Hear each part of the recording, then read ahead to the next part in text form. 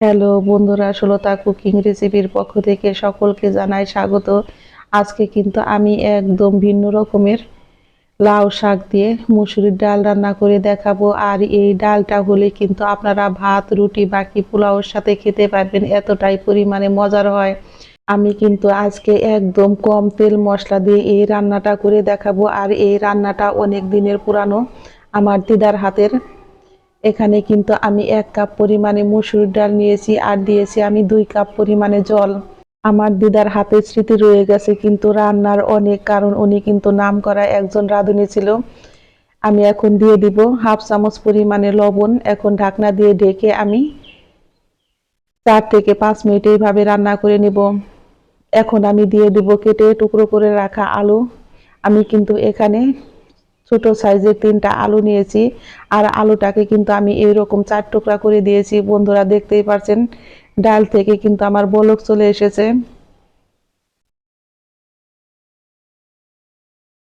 এখন আমি একটু নেড়ে দেব। আর আমার এই সময় রান্নাঘরে প্রচন্ড পরিমাণে রৌদ্র থাকে, যদি ভিডিওটা একটু দেখতে অসুবিধা হয় বন্ধু হিসাবে মানিয়ে নেন। আমি এখন ঢাকনা দিয়ে ঢেকে ডালটাকে একটু পাশ পাশ নরম করে নিব। আমি কিন্তু একদম ঘরোয়া পদ্ধতিতে এই রান্নাগুলো দেখিয়ে থাকি বন্ধুরা। আমি এখন ঢাকনাটি তুলে দেখাচ্ছি, ডালটা কিন্তু প্রায় আমার নরম হয়ে গেছে। এই পর্যায়ে আমি ডালে দিয়ে দিব কাঁচামরিচ। আর ডালটা কিন্তু এরকম গোটা গোটাই থাকবে। আর এরকম গোটা গোটা ডাল দিয়ে খেতে হয় কিন্তু দুর্দান্ত মজার।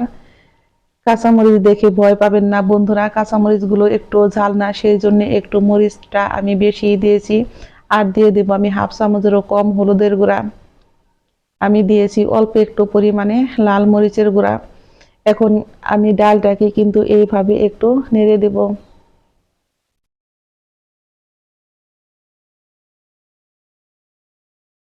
এখন আমি দিয়ে দেব কেটে ধুয়ে রাখা লাউ শাকের ডাঁটা। এখন আমি দিয়ে দেব কেটে রাখা শাকগুলো। শাক আর ডাঁটা দিয়ে কিন্তু আমি একসঙ্গে রান্না করে নিব। আর দিয়ে দিব অল্প পরিমাণে একটু জল। এই পর্যায়ে বন্ধুরা আমার রান্নার রেসিপি একটু যদি ভালো লেগে থাকে অবশ্যই একটা লাইক করবেন, কমেন্ট করবেন। এবং যারা আমার নতুন বন্ধু আছেন তারা আমাকে একটা সাবস্ক্রাইব করতে ভুলবেন না। আমার নতুন এবং পুরাতন সকল বন্ধুদের জানাই আমি অসংখ্য ধন্যবাদ। জলটা দিয়ে কিন্তু আমি এখন একটু এইভাবে শাকটাকে উল্টে পাল্টে একটু নেড়ে দেব। আর এই রেসিপিটা রান্না করা কিন্তু একদম সহজ, অল্প সময়ে কিন্তু ঝটপট হয়ে যায়, কিন্তু রান্না হয় অসাধারণ মজার। এক পদ দিয়েই কিন্তু ভাত খাওয়া হয়ে যায়।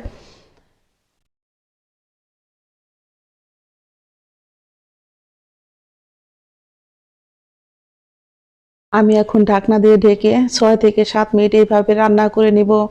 পাশের চুলায় আমি কড়াই বসিয়ে দিয়েছি, তাতে দিয়েছি আমি একটা তেজপাতাকে অর্ধেক করে 3টা শুকনো মরিচ। আর দিয়ে দিব অল্প পরিমাণে একটু সাদা তেল। তেলটা আমার গরম হয়ে গেছে, এখন আমি ফোড়নে দিয়ে দিব অল্প পরিমাণে একটু গোটা জিরে। জিরেটা ফোড়নে দিলে কিন্তু খেতে বেশ মজার হয়। আর যদি কেউ পাঁচ ফোড়ন দিয়ে খেতে চান তাহলে খেতে পারেন। আর দিয়ে দিব আমি অল্প পরিমাণে একটু কালো জিরে।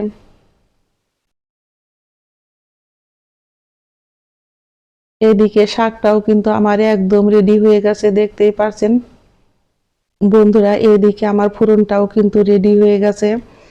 এখন আমি দিয়ে দিব থেতো করে রাখা 3 থেকে 4 কোয়া পরিমাণে রসুন। আর দিয়ে দিব আমি 1 মুঠো পরিমাণে পেঁয়াজ কুচি। পেঁয়াজের পরিমাণটা একটু বেশি হলে এই রান্নাতে কিন্তু খেতে বেশ মজার হয়। অবশ্যই বন্ধুরা পেঁয়াজটা একটু বেশি দিবেন। এখন আমি খুব ভালো করে লাল লাল করে ভেজে নিব।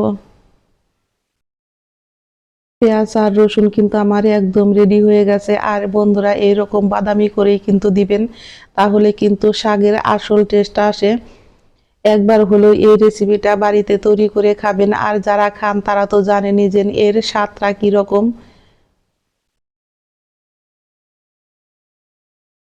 আমি এখন ঢাকনাটি তুলে দেখাচ্ছি বন্ধুরা, দেখুন শাকটা কত সুন্দর কিন্তু কালার এসেছে। আর শাকগুলো কিন্তু একদম সিদ্ধ হয়ে গেছে। আমি লবণটা দেখে নিব ঠিক আছে কিনা। হ্যাঁ, লবণটা আমার একদম পারফেক্টই আছে। এখন আমি দিয়ে দিব ভেজে রাখা এই মশলাগুলো। ভেজে রাখা মশলাগুলো দিয়ে আমি কিন্তু 2 থেকে 3 মিনিট এইভাবে শাকটাকে রান্না করে নিব।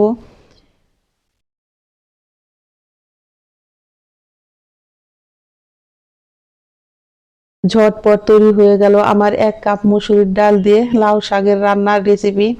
সকলেই ভালো থাকবেন, সুস্থ থাকবেন। আমি আবারও ফিরবো নতুন নতুন কোনো রান্নার রেসিপি নিয়ে। ধন্যবাদ সবাইকে।